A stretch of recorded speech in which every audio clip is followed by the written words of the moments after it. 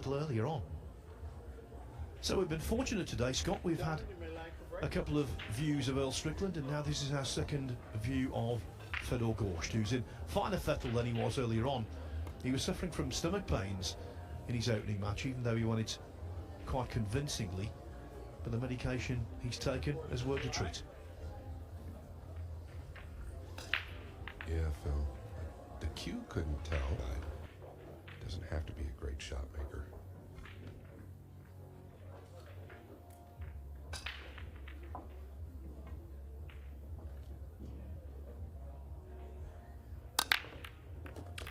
All right. Yeah, kiss off the bottom of the 6. Does have a look at the 2. There is no question with the 1 in the right side pocket.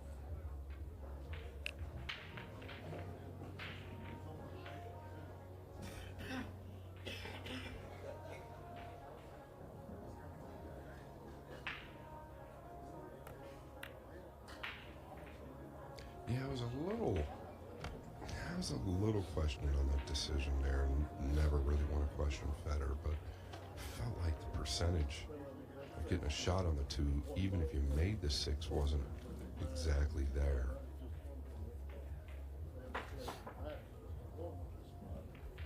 But you can count the mistakes he'll make on the one hand in this set, I would assume, and that's probably one of very few. Nguyễn Đăng will need to up his game from the performance we saw against Jeremy Jones, and he'll certainly need to pot balls of that ilk.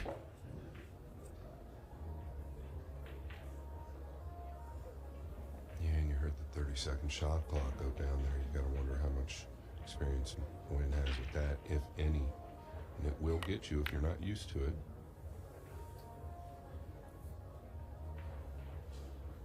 I think one of the best training tools in the world would be if you could get some type of a buzzer that's similar. If you have a table in your home room or in your basement, and then you set that buzzer up, I don't think there's any better training tool in the world. Fedor Gorst has patterned his game after the beeps and the shot clock.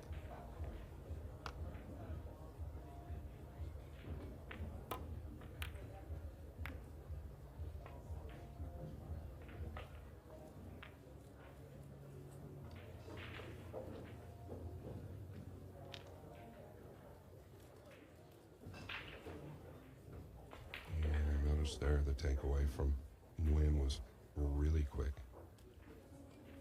so the nerves are definitely up.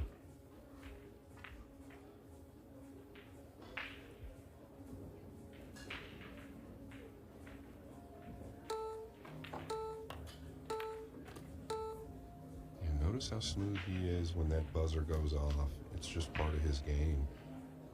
Rarely, you know, obviously in a situation like this will you see him use the clock to the end, but when it does go to the end, he does not blunder. And with repetition, with experience, you can get an internal shot clock in the brain. Now, I'm telling you that from a personal experience, not from playing pool, but sometimes when you do voiceovers, you're asked to fill, say, a 27-second gap, and you know, having done thousands of them, you know exactly how much to do within a few seconds, and I think it's exactly the same kind of principle. If you've had enough experience, and of course Gorst has had a massive amount of experience out on the main table, if you've had enough exposure to a shot clock, you get that innate feeling of just how long you can take on shots. What you normally find with players who aren't experienced with a shot clock is that they don't overrun their time, they actually play a little too quickly for their own good. Those are all amazing points, actually, and you're exactly right. The guys that aren't used to the shot clock are the ones that typically play a little too quick, get a little too jumpy. Gorst, by any means, not a fast player, but his pace is about medium. But if you've been with us all day, you'll know that when we spoke to Fedor Gorst before his first match, he was talking about conditions actually and the humidity outside, which is considerable. And he used the word, well, I'll just have to adapt. And I think that is the start of the A to Z of Gorst game. And of course in pool, it pays to be a jack of all trades, and in his case he's the master of most. Yeah, well said, very well said. Looking for the one on the right side. Ooh, big kiss off the purple 5. I think the cue ball was chasing the one down into the side. Yeah, he snookered here on the pink 2. Excuse me, the blue 2 with the pink 4. And Phil just touched on it tactically, basically, is what Phil was saying, is this guy's got such a great all-around game. He also pushes out as good as anybody, and it's such a big part, or an integral part, of pool at this level, because you have to think. You've got to think here. You know, Gorst intended to go there. I don't think you want to give it back. Doesn't look like Dane is gonna. Can he bank it back up table and maybe use the 9 and 3? Needs to slow down.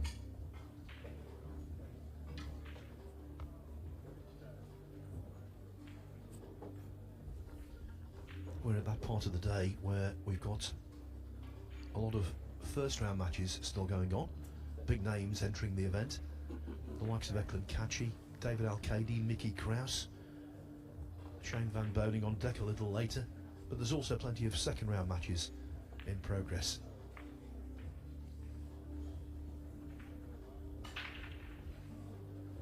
Yeah, it's a little tough.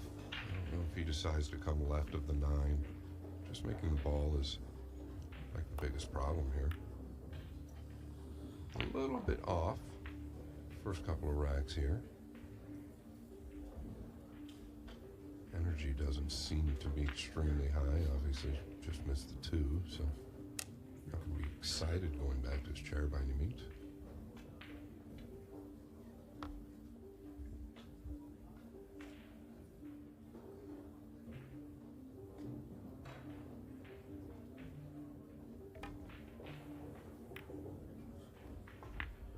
If you're going to play that drag shot, you better play it better than that. That's always the worry when you're playing a thin cut and you're playing drag. There's always that tendency to catch them too thick, and in Wynn's case it was grossly thick.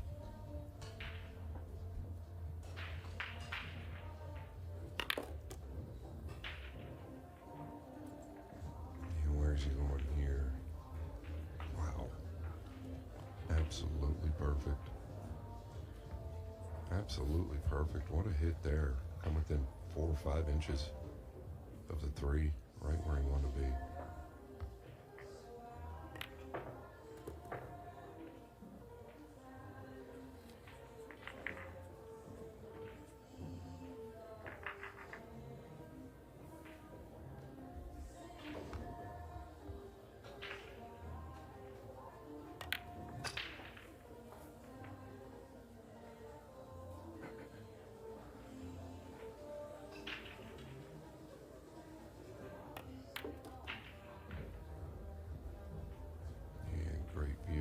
His cueing. I just love his cueing. After he makes contact, I don't think anybody finishes better with the cue.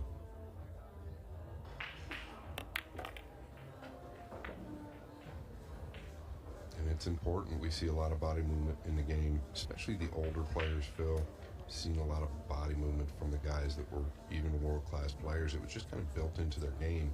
Nowadays, especially the Europeans, even more so, they're more robotic and you know, just look so much more sound than Asians, Europeans, obviously several Americans as well, but just more robotic and deliberate in their game. Yes, technically tremendous, and in the case of Fedor Gorst, technically triumphant.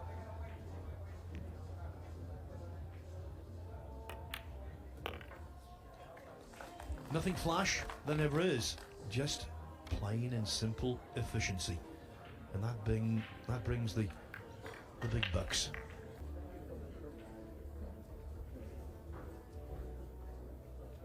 Keep your eye on the 1 to right side.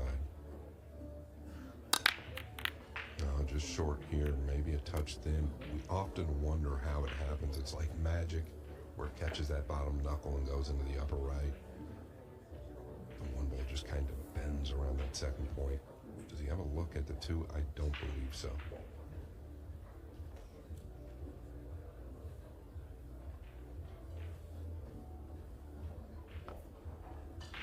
This is interesting. Scott, you're a great student of the game, very knowledgeable, and what you don't know about pool you can write on the back of a postage stamp. When did you first come across Fedor Gorst, and when did you first realise just how special he was going to be? Yeah, I don't know if you set me up for success here or not, Phil, but let's take a look at this and I'll answer your question. He's got to land on the 2 here, Phil.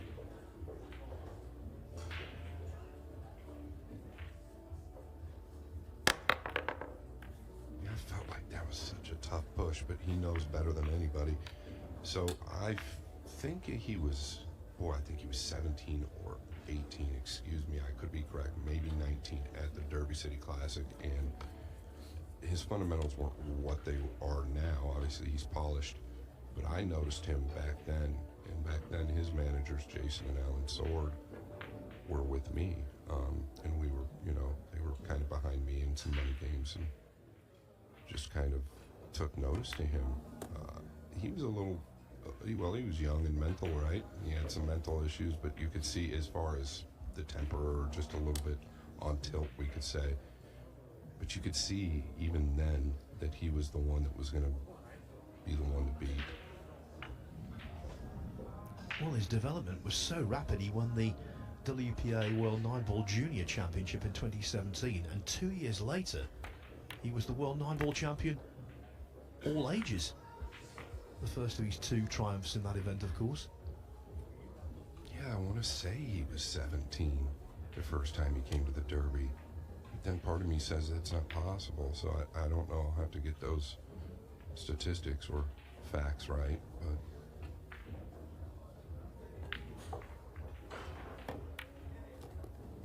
But watch out, green 6. And if you were ever going to take advantage, it was here.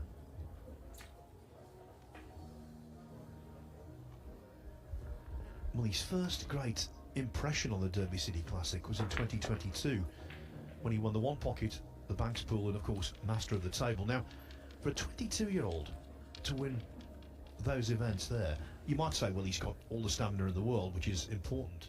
But to win those events that you need so much experience, just shows how special he is. Yeah, that shows what accused he is. Now, I can tell you he played several years prior to that. Now, when I say several, I mean, I think 3 to 5 years prior to that he played. He didn't just come on the scene and win. Nobody really does. But to do what you just mentioned, Phil, is, yeah, nothing short of spectacular.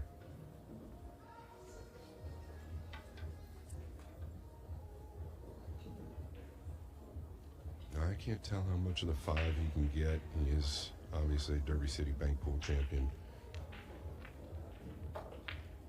He might cross this to the right side, but he's got a big 7 he could get behind. There you have it. Just going to take the distance on the 6.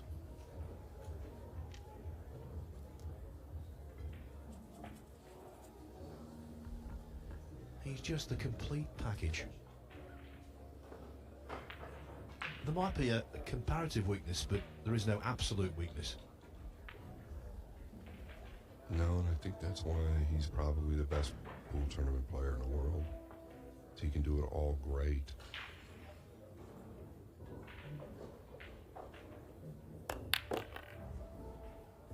And if one part, you're a golfer, Phil. I'm not. I tried to be. But if one part of your game is struggling, as for Fedor Gorst, he can really win with other parts of his game, whereas a lot of players can't. I'm not going to use names, but a lot of natural players, they really rely on one thing, and that's the ball making. Obviously, at the elite level, they can play safe as well, but they win with their ball making abilities. They don't win with the tactical side, whereas Gorst can win with all those sides.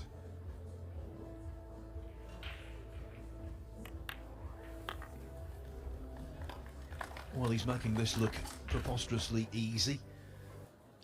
He's not alone, Phil. There's several other players on the World 9-Ball Tour that are doing just fine.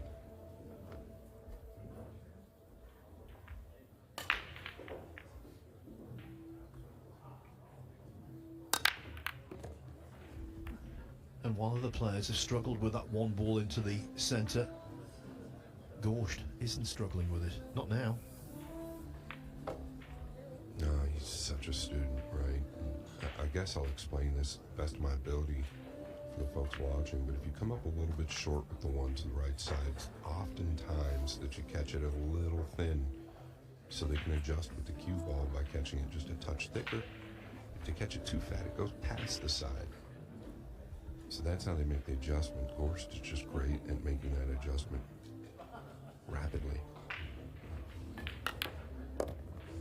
Look at this, he's drawing 2 rails tight below the 9 to get to the 3, avoided all the traffic.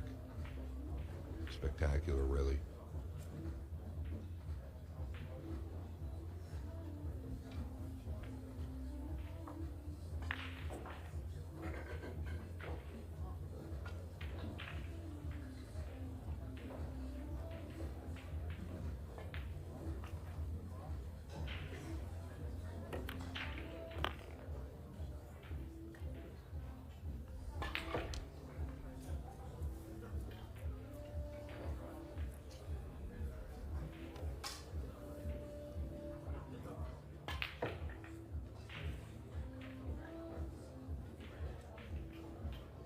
Super thin on the forearm, having trouble reaching it. Looks like he wants to go behind the back, but boy, sometimes you're a little bit guessing here. But with the outside ball, makes the pocket a little bigger.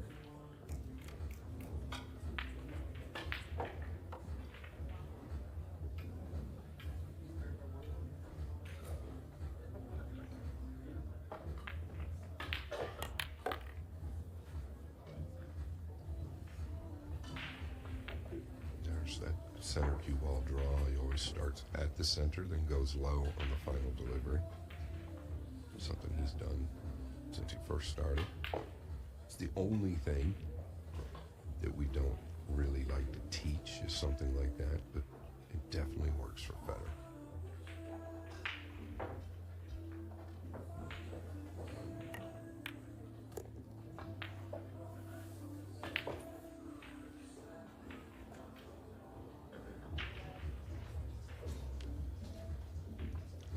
Bit on the 50, so we can go to the side here.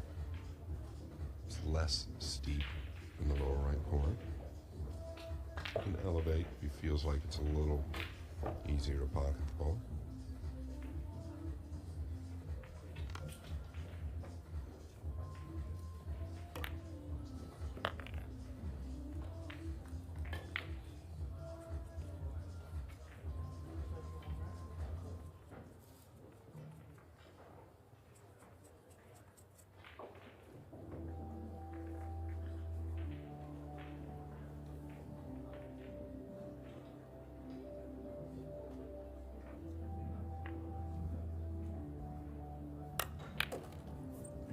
Pretty good work of this.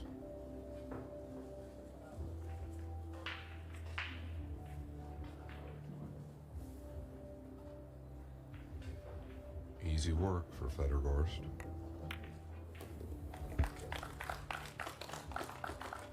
It most certainly is. Stress-free. Queuing nicely. Good run out. Thank you. Over and over. It's just unbelievable. Really is unbelievable. Defending the title at the U.S. Open this year, defending the title at the World Championships this year, which he made the finals of. It's just something to be said about what he's doing on the tour. Well, look at this. Look at this. What a break. And I touched on the possibility of using this terminology earlier. I'm going to say it now for sure. For him, roadmap.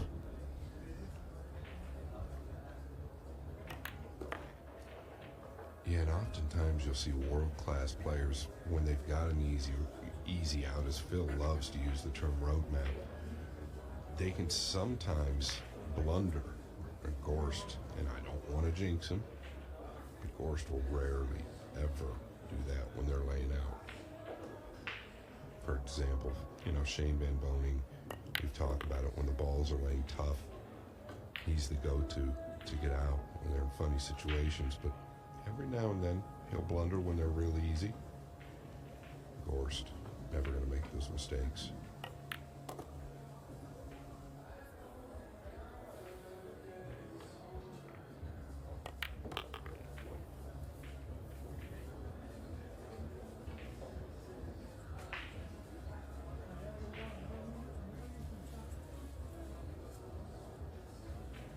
Did get a little more left of the six than he wanted, meaning if he tries to go forward, could deal with the side pocket. Now he's going to go to the side.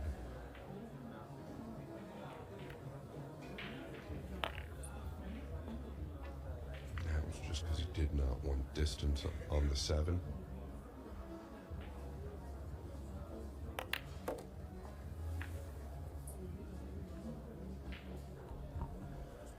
We all love to see tight, tense, dramatic matches. Of course we do.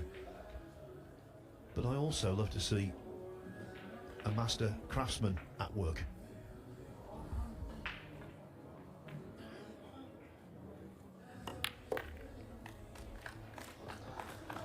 And this is most certainly a master craftsman. Fedor Gorst 5-0 up against Brett Ross. 2-1 for Sullivan Clark over Donnie Mills. Torsten Homan and Fabian De Leon have just started out. Yannick Pong is 3-2 up on Moritz and Neuhausen. Thank you, Phil. Gorst once again repetitive with the 1. Long look at the 2. Cue ball is tracking back down table. Somebody else I want to touch on. I'm going to go out of my way and get out of my... or try and find a way to see this guy play. Alex Bosch defeats Lance Schofield 9-5. I know Phil touched on him earlier. He's got to play good. He beat Tim DeRuyter, and on my way to the hotel room earlier, I said, Tim, how you doing? He said, I'll tell you what, that kid played good on me. Tim said he made like 2 mistakes the whole match. Alex Bosch, I'm coming to watch you, man. I don't know where you're at, but I'm going to watch you. Well, he plays Albin Auschen next in winners' qualification. That will be interesting. I'm not saying Alex Bosch is a world beater. I'm not trying to exaggerate, but I'll tell you what, he's a very solid sort who's got a real upside. Oh, and there was nothing solid about that. Gorst making a rare error.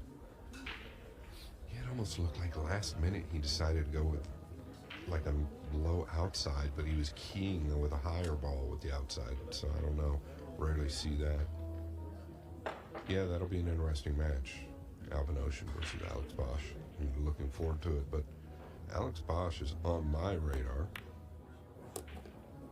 He should be on a lot of American players' radar.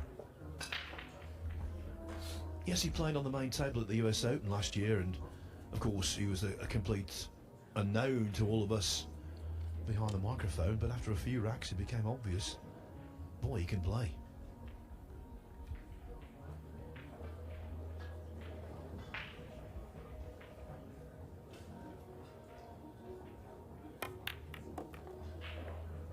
All right, where you going, Snow? It's going to finish tough. Boy, at this point, you're trailing 5-0. Dang it, dang, I might just go at this.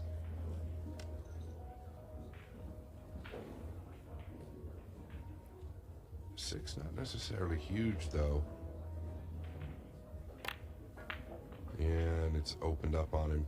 That new cloth, you've got to know, and that's where an event like the Derby City Classic can help you with newer cloth. I'm just saying, you got to know when you're making a ball in newer cloth that it's going to fold out on you just a bit. Look at Eklund Kachi in total command against Bobby Garza. 7-0 up. Messy rack here. But Kachi in total command. He's due, isn't he, Eklund? He's due. Yeah, no doubt. At one point, in my opinion, I said it. A lot of people didn't agree, but it's subjective, obviously. I felt like he was the most consistent tournament player in the world about a year and a half ago. The one thing I would say with Kachi is he needs to play a little quicker than he did at times during the World Championship. I thought his match against Chris Melling was a real dirge at some points. Played the double kiss there, Fedor Gorst. But to your point, Phil, he slowed down a little bit after the accident, Kachi. He did have a really good little accident. Lucky to be here with us still. I just don't know how much interest he has in playing full time. We'd love to see him back here full time, and obviously this next month we're going to see a lot of him. Younger brother, Fedor Kachi, are really coming on, taking the world by storm. Yes, and maybe Cledio's success in Saudi Arabia will inspire older brother Eklund to start producing himself. Looks to be in for the kill. 3 more needed.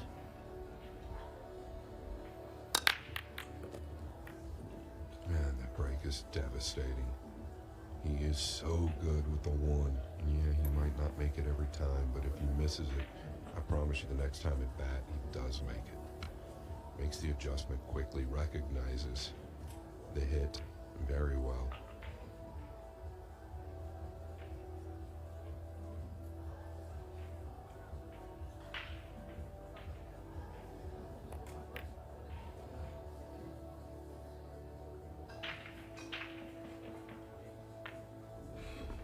I'll tell you what's been absolutely terrific all day. The crowd involvement. This place has been buzzing. It's great to see one of these Matchroom major events so well populated from first ball struck. Yeah, we were talking about it off camera, Phil. I mean, we're just being honest. It was really nice to see all the people here, and I think the United States needs it. I think it's a big thing here. The fans just love watching these world-class players play. And not only that, Phil, they're 5 feet from them, literally just right on the rail. What other sport can you do that? Got a great story about that, actually, the close vicinity of spectators. Just wait for this shot. Unable to coax it in. So basically, not now for the last few years, but certainly for many years at the Crucible Theatre in Sheffield, the press seats were very close to the players. And quite often, if a feature writer from a big newspaper came up, they would go into the press seats to get the full atmosphere. And there was a guy came up to write a feature for the Sunday Times, and he got one of those nylon nib pens. And he was so close to the table when he was making notes, it was taking Terry Griffiths, who was the 1979 world champion, taking him off. So he actually asked the guy to stop writing. That's how close he was to the table. Yeah, that's pretty close. I mean, that's very close. That must have been a special pin, though, Phil. Well, I was actually in there when it happened, and I couldn't hear the pen making the noise, but clearly Terry could. Terry Griffiths passed away recently, and it was such a massive loss for the game, because apart from being an absolutely terrific player, he was the nicest individual you could possibly wish to meet. It really upset me. Yeah, you know, I think it's pretty special that you know, a lot of people, if a lot of you don't know, and most of you do, who Phil Yates is, but Phil's been around the snooker world for years, commentary, and does a lot of other things for golf, big write-ups and things like that. But he was blessed. He and Michael McMullen were both blessed with years and years of great snooker back at the Crucible and a lot of other, you know, Steve Davis, Alex Higgins, all the best. So I love hearing those stories, Phil. Yeah, I mean, look,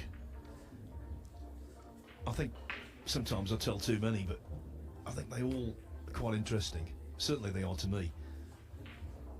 And I'd love to hear your stories as well, and JJ's and Carl's. Well, the people in the States are huge fans of snooker as well, right? A lot of old school guys, really diehard snooker fans, and we all know what it is over here, and I think it's a great game. So it's all relatable. It's all pool, in my opinion, and I love the stories. So I think there's a huge history that intertwines, right? Snooker, American pool, it all intertwines at the end of the day. Yeah, and the snooker players really interested in the world of pool as well. They ask me a lot of questions about it when I'm at events, and I think they've come to appreciate just how skillful the top pool players are.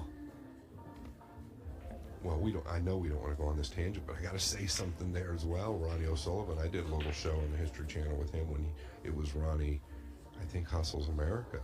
And Ronnie came over to the IPT prior to that. I'll tell you what, he thought it was going to be a walkover. And, you know, respect to Ronnie, he gave credit where it was due. He really struggled on the 9-foot table playing American pool. Really struggled. It's just a different game, different world. Just like Fedor would struggle over on a snooker table.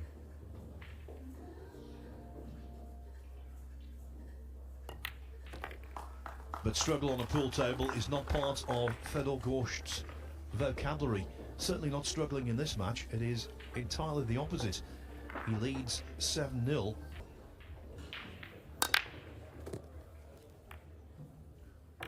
Well, that is patent right there. It is absolutely patent. Cue ball tracking into the 9 flush. It's exactly what you want.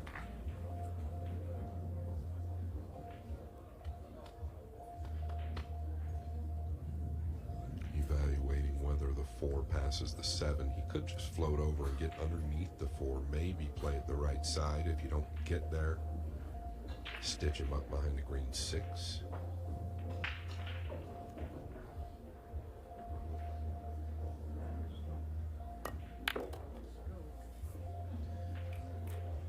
Can tell you, Kachi is on the 9 ball. In it goes. He defeats Bobby Garza 9-0. And in the second round, he will play either JJ Fall or Chang Tu Tien. JJ Fall, the South African, leading that one 3-1 at the moment. And there's no complacency, no taking of liberties by Fedor Gorst. That's just not in his makeup. No, and it's also not very nice. Leading 7 games to 0. Torturing Dang slightly.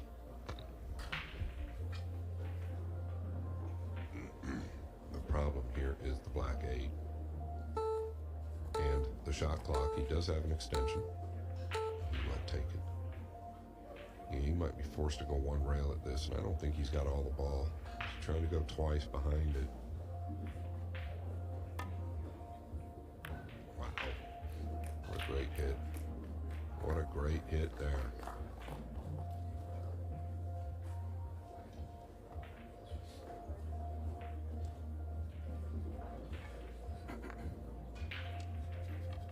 Short cue.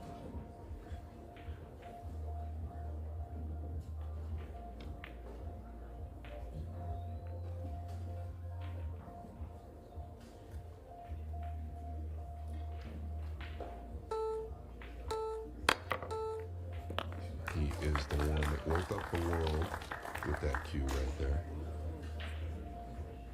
Elevated everybody's jump game. What a shot by Gorst. He's just mustard.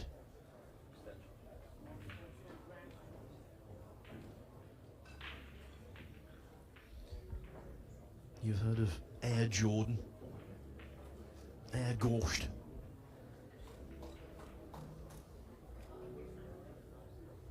Yeah, and it seems when he really has to come with the jump shot, that's when he does it.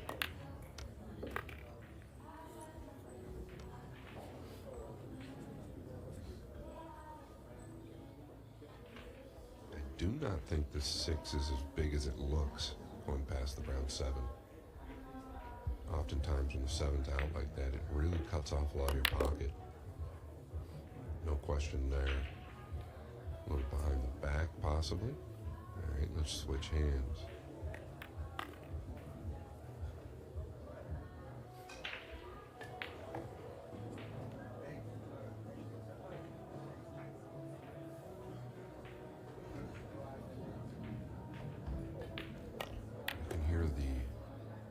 thunder rattling outside, so we know it's storming out. And Gorst put a little storm together of his own.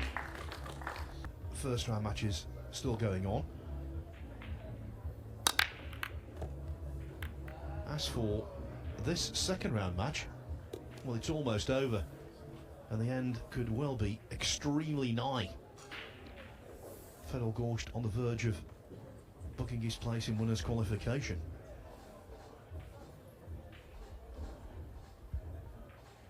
Yeah, I think he takes this bank on to the lower left.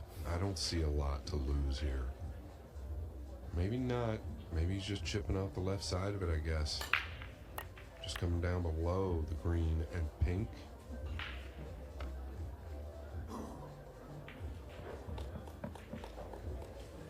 And that's what we talk about. He plays percentages more than anybody else. You're going to see a lot of aggressive, flashy players take that bank on versus play the sure safety.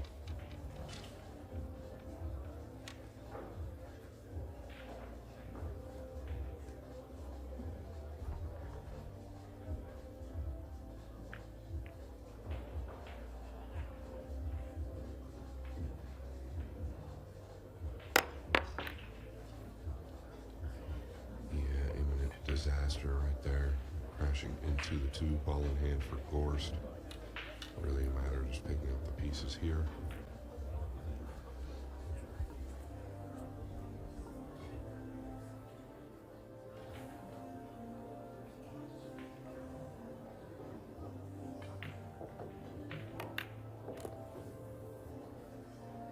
I think you guys call it a whitewash, Phil? That's it, duck egg, whitewash, bagel, big fat zero, you name it.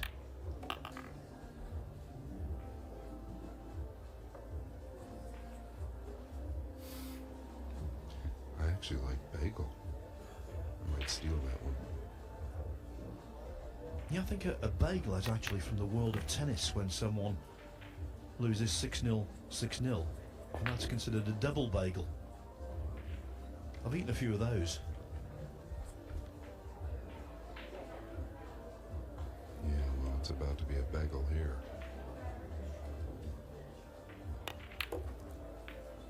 He's so good with the outside ball. I say it over and over, but I just love the way he finishes with the cue. The follow through is every single time.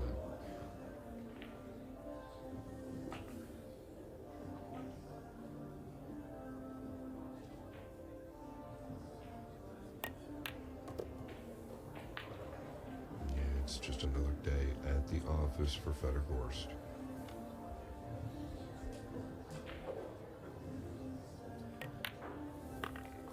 And he will be replaced centre stage by another giant of the sport. Fedor Gorst playing like a giant, defeating Nguyễn Đăng, not just defeating him, whitewashing him by 9 racks to 0. He goes into winners' qualification